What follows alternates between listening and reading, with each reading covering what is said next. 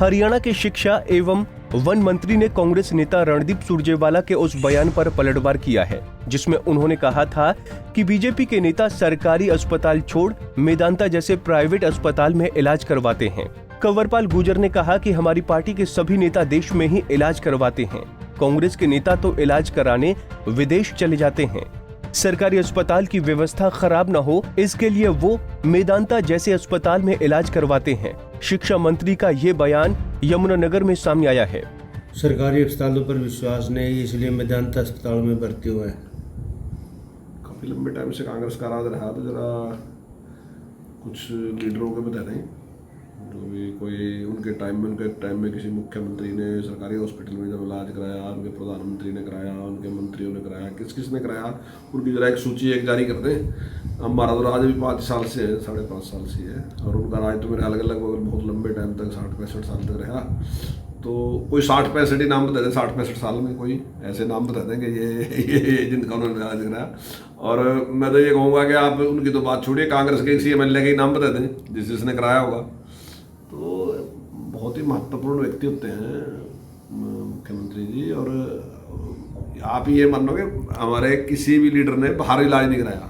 कांग्रेस का तो कोई लीडर आपको यहाँ इलाज कराता नहीं मिलेगा, वो अमेरिका में इलाज कराएगा, बाहर कराएगा, कहीं भी कराएगा। आप किसी प्रधानमंत्री का या किसी का भी उनके मुख्यमंत्री का आप रिकॉर्ड उठा के देखो तो सारे के सारे आपको अमेरिका में कहीं मिलेंगे इलाज कराते हैं। हमसे हमारा विश्वास तो है कि हम अपने देश में इलाज कराते हैं। हमारे तो प्रधानमंत्री ने भी जब घुटनों का ऑपरेशन कराया था उन्होंने वो भी भारत में कराया था।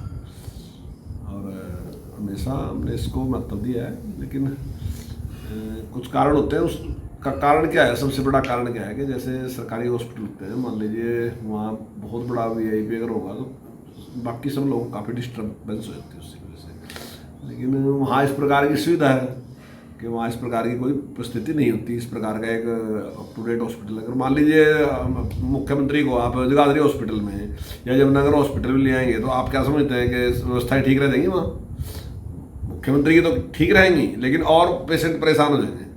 लेकिन वहाँ इस प्रकार की सुविधा है कि माननीय मुख्यमंत्री बहुत आराम से वहाँ एक ऐसा सूट है कि वहाँ उनका ठीक तरीके से इलाज हो सकता है, बहुत बढ़िया, और पेशेंट भी कोई डिस्टर्ब नहीं होता। तो जरूरत के हिसाब से जैसी जरूरत होती है उस प्रकार। सुरजेवाला के सवालों का जवाब देते हुए कंवरपाल गुर्जर ने कांग्रेस से ही उन नेताओं की लिस्ट मांग ली जिनका इलाज सरकारी अस्पताल में कांग्रेस के राज में हुआ हो। उधर बड़ौदा उपचुनाव पर कंवरपाल गुर्जर ने साफ किया कि बीजेपी और JJP मिलकर चुनाव लड़ेगी और जीतेगी भी। देखिए, चुनाव हम मिलकर सरकार चला रहे हैं, मिलकर ही चुनाव लड़ा जाएगा। ये तो फैसला अभी पार्टियों ने दोनों ने बैठ के करना, जो पार्टी करेंगे। माननीय मुख्यमंत्री जी या हमारे प्रदेश अध्यक्ष वही इसके बारे में कुछ जो भी कहेंगे तो उनका ही बयान जो है वही ऑथेंटिक बयान होगा, तो वही इसके बारे में जो भी कहेंगे तो वो कहेंगे। लेकिन मुझे ऐसी पूरी आशा है कि 100% बीजेपी जीतेगी। भले ही कांग्रेस वहाँ लगातार जीतती रही है, मैं मानता हूँ कि कांग्रेस और लोकदल वहाँ हमेशा जीतते रहे हैं, लेकिन बड़ौदा बहुत बैकवर्ड है। मतलब यानी कि 10 साल राज कांग्रेस ने किया तो उसके बावजूद भी बैकवर्ड है, और बहुत लंबे टाइम तक लोकदल ने राज किया तो उसके बावजूद भी बैकवर्ड है। लेकिन जैसे अभी हमारे जो विधायक थे, किसी कारण से उनकी मृत्यु होगी, तो उसके बाद माननीय मुख्यमंत्री जी ने एक बात कही थी कि देखिए भाई, अब ऐसी परिस्थितियाँ बढ़ गई कि आपकी सीटें खाली की, तो मैं आपको एक विश्वास दिला रहा कि जब तक नया विधायक नहीं छूटता तब तक आपका विधायक मैं हूँ। आपका जो भी काम है आप मुझे वो काम बताएं, मैं आपके काम करूँगा, तब तक आपका विधायक मैं हूँ। और जब चुनाव होगा जो भी आप विधायक चुनेंगे वो विधायक होगा। तो अभी आपके सामने है, जैसे 2 कॉलेज मंजूर करना, दूसरे और डेवलपमेंट के काम करना, वो डेवलपमेंट के काम भी किए, हमने पहले भी डेवलपमेंट के काम किए। और हम विश्वास दिलाते हैं कि कोई कोर को सब छोड़ेंगे वहाँ काम में। और जिस प्रकार के पूरे हरियाणा की डेवलपमेंट पिछले इन 5 सालों में सरकार ने की है, तो निश्चित तौर से उसका अच्छा परिणाम आएगा। पिछला चुनाव भी जो है हमारा बहुत छोटा मार्जिन है, मेरे ख्याल से 3000 या 4000 के बीच का कोई मार्जिन है हमारा। इस दौरान जब शिक्षा मंत्री से स्कूल खोलने को लेकर सवाल किया गया तो उनका साफ तौर पर कहना था कि केंद्र जब आदेश दे हम स्कूल खोलने को तैयार हैं, और फिलहाल वो भी बड़ी क्लास के छात्रों के लिए स्कूल खोलने के पक्ष में हैं। स्कूल तो तभी खुलेंगे जब केंद्र की तरफ से हमें परमिशन मिलेगी इसकी।